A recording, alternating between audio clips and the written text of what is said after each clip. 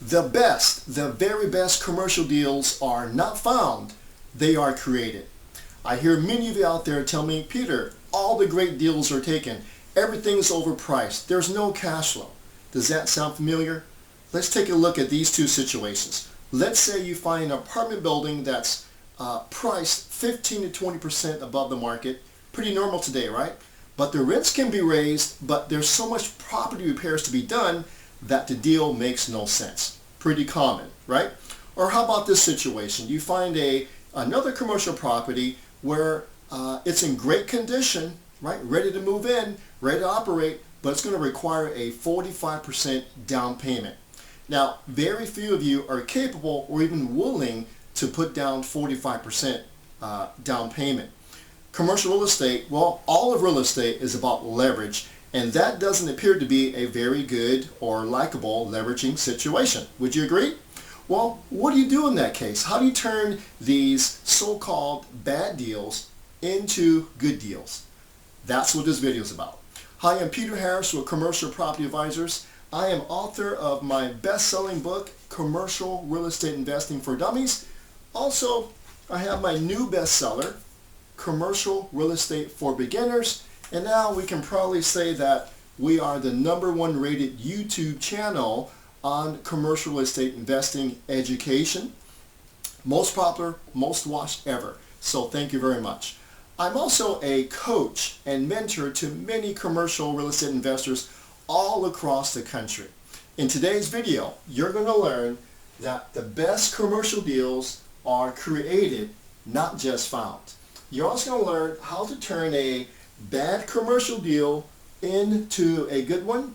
And number 3, you're going to see new ways to look at deals that will put you into a state of creating rather than competing. Got it? Okay, last and probably the most important, I'm going to give you 3 things to do before you pass on any commercial deal.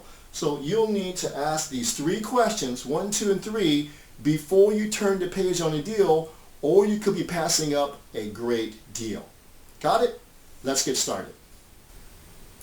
There was an African farmer who had heard of others making millions of dollars in diamond mines. So he got really excited and decided to sell his farm and go out and find his own diamond mine. He spent years just wandering the deserts of Africa looking for his treasure. Finally, after all those years and finding nothing, he became broke, busted, and disgusted, threw himself into a river and drowned. Sad story. Another farmer comes along, buys his land, and while walking on it one day, walking through the stream, notices a large and unusual and discolored stone sitting in the stream, picks it up and discovered that it's a diamond. Then later on he discovers that the farm is literally covered with diamonds. There's acres of diamonds right there. Now, had the first farmer had educated himself, increased his knowledge, and prepared himself to know and understand what diamonds look like in their rough state, he would have realized that he was sitting already on his treasure. He was literally sitting on acres of diamond. No need to go anywhere and no need to sell his farm for literally nothing. So, why am I sharing this story with you? Well, it's because Acres of Diamonds is a favorite story of mine. It has taught me a lot. It has changed my life. But also I'm going to share with you how this story can help you turning a bad commercial deal into a good one. Number 1, what I got from Acres of Diamond, the story was that diamonds don't look like diamonds in their rough state. You agree? Number 2, likewise, the best commercial deals don't look great in their rough state either. And number 3, you could be standing in your own acres of diamonds and not even know it. And number 4, here's the bottom line, you must learn how to spot commercial real estate diamonds. Let's do that next. Here is bad deal number 1. Now, I'm going to show you here how to turn a bad deal into a good deal. I guarantee you, you will find deals like this in your market.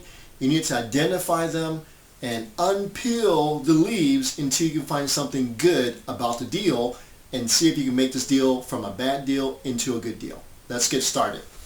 All right, so it's a 12-unit apartment building. The asking price is $900,000. The market value is $850,000 according to the sales comp. So that means that this deal is overpriced by $50,000. Okay. Now the rents are also on each of the 12 units under market by $150 per month for each of the 12 units. Okay. And the reason why is the property needs $25,000 in repairs. There is peeling paint on the exterior. The landscaping is horrible, and there's also city fines. So the city has fined the owner because of these issues. So this property is on the surface not a good deal. It's overpriced by $50,000.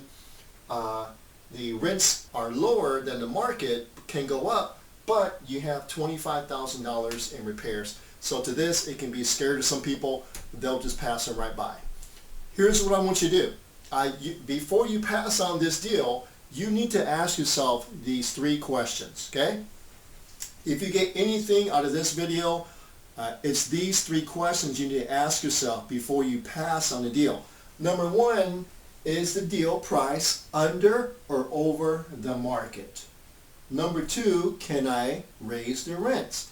And number 3, can I employ creative financing? Okay, so you have to ask yourself these 3 questions on every deal that you do before you pass it up.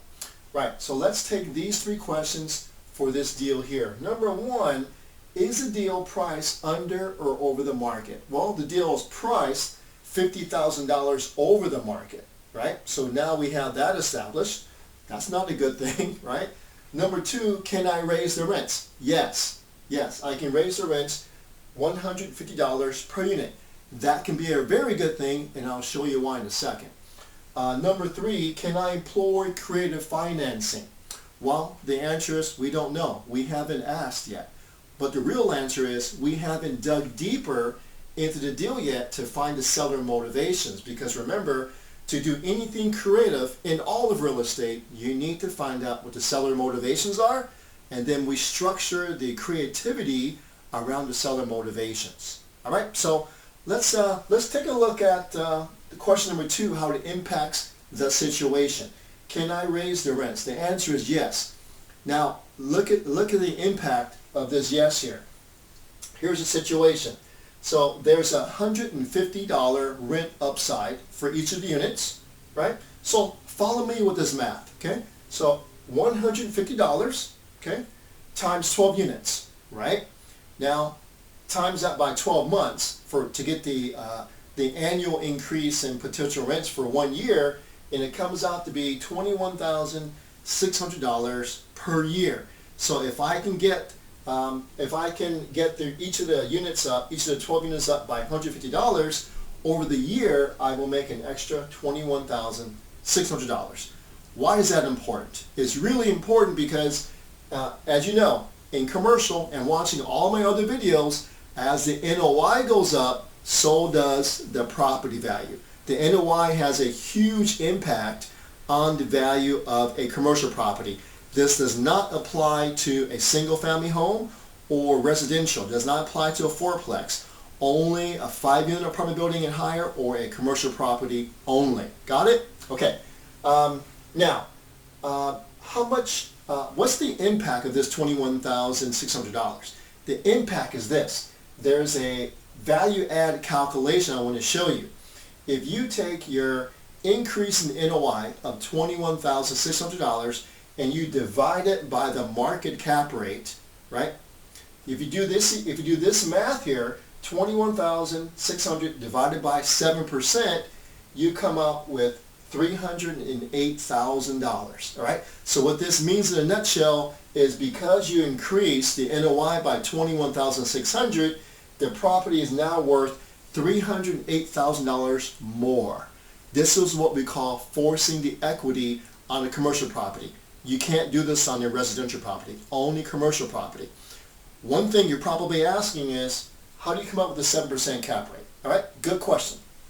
So this is the market cap rate. So what you have to do, you have to call a bunch of brokers around where your property is, and you have to ask them Mr. Broker, what is the going market cap rate for a 12-unit apartment building C-class in this area? Right? You get their answers, you average it, and hopefully to come out to a certain number. In this case, it came out to be 7%, which is a reasonable cap rate.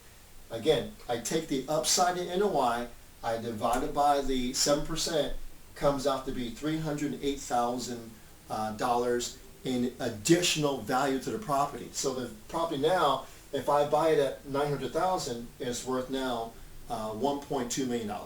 Got it? Okay. So now the question becomes, so is it okay to buy this property at $900,000? Right? The question, I think the question is it okay to buy it at $900,000 if I can increase it by another $300,000? The answer is yes, in my opinion, right? Here's the other issue, but what about the repairs, right? What about repairs needed? That will scare away most people. What you're going to have to do is you're going to have to complete these repairs in order to take advantage of this upside here that's going to produce that. So is it worth spending $900,000 plus $25,000 to create a property that's worth $1.2 million? The answer is yes. All right? Okay, so now what just happened? What you just did was you took a bad deal that's overpriced, that needed a whole bunch of repairs, and you turned it into a good deal, right? How'd you do that? By asking yourself these three questions, taking the one that answer positively and examining it further. Got it? Okay, so congratulations. You just took your first deal that was a bad deal, a horrible deal, a scary deal, and turned it into a good deal. All right, so let's do one more of these. I'll see you there. Here is bad deal number 2. I guarantee you, you will run into this type of deal no matter where you are. East Coast, West Coast, doesn't matter. You are going to run into this deal, into this bad deal. What do? Let's check it out. All right, so again, this is a 3,000 square foot office building. The asking price is $900,000. The market value is $850,000.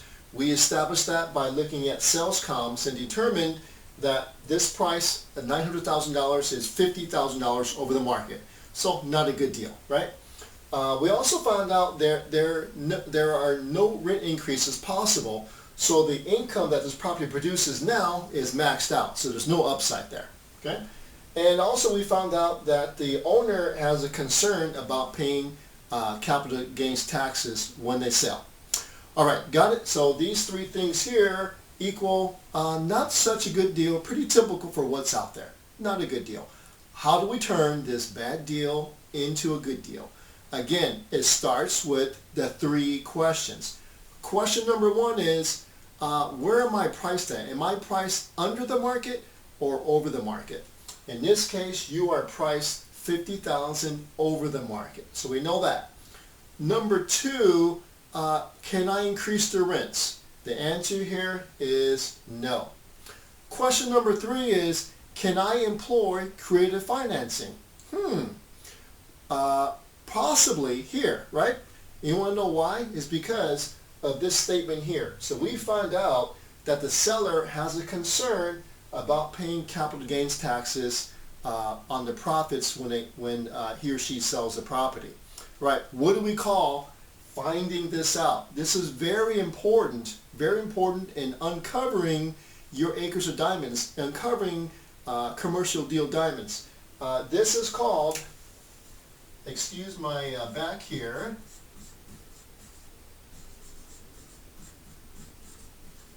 okay, this is called a seller motivation. If you recall a few minutes ago, creative deals are structured around gaining, obtaining, listening, getting seller motivations on their deals, right? So seller motivations could be he's tired, burnt out, could be that the financials are not there, it could be that he has moved to a different country. In this case, the seller's motivation for selling or motivations for moving the deal a certain way is he has concerns about his taxes. his capital gains taxes. So what do you do in this case? What do you do in this case, right? In this case, how I would approach it as a coach is I would ask if the seller would entertain some creative financing, right? So, and my creative financing technique here will be the master lease agreement, all right? So I would say master lease agreement, here are the terms that I would initially ask. So I would ask him, would you accept an offer such as this, right? So I would ask for a 10% down payment, right? So basically the price is $900,000, the down payment will be $90,000. I would finance the balance, which is $810,000, okay? And I would want to pay a 5% interest rate, right? I would want to pay a 5% interest rate on the $810,000 I'm borrowing from the seller, but at interest-only payments, okay, for 5 years, right? Oh, let me put down for 5 years, okay? So here are my master lease terms, right? So I'm going to ask, because I found the seller motivation here, is I want to put down 10%. I'm going to do 5% interest only for 5 years. That's my offer. Why? Because of this motivation, right? So if you use a master lease, the only dollars that the seller will have to pay capital gains on is on the down payment, not the entire sale, right? So if we did a conventional bank financing, I mean, if he sold it with just outright, he would have to pay taxes on all the profits. With the master lease, we can structure it in a way that he only pays taxes on his 10% down payment. That's a huge difference, and it may satisfy his concern. Got it? Okay, so now let's take a look at 2 scenarios so we can see the benefits of doing a conventional loan versus something creative like a master lease. By the way, we have a very good master lease video on how to do master leasing on commercial real estate. That video will appear on the screen right about now, so when you have a moment, click on it and go watch it, okay? All right, so now let's look at 2 scenarios. If I were to buy this property with this situation, I'm going to make up the income and keep them consistent across the board. Let's say the income is $101,689, okay? The expenses are roughly half that, $50,000. So the NOI is basically income minus expenses, $51,689, right? So in this situation, I'm using bank financing. So I'm going to put down 25% from here, which is about $200,000, and I'm going to finance the rest at 5% amortized over 30 years, right? So my payments come out to be $3,000 something. So for the year, my mortgage payments come out to be for the year $41,064. Okay, so I'm going to subtract my mortgage payments from my NOI to get my cash flow per year. Did you follow that? All right, real quick, income minus expenses equals NOI. NOI minus your mortgage equals your cash flow. All right, now, so this property with conventional bank financing is going to cash flow $10,625 per year, right? That $10,625 per year, and if I put down 25%, which is about $212,000, it comes up to a 5% cash on cash return, right? Not exciting at all, right? When we should be in a double-digit range, and that's my guiding principle to all of you out there and all of our students I work with is we try to get, and most times we're successful in getting double-digit returns, 10% or higher. Okay, that's what we settle for.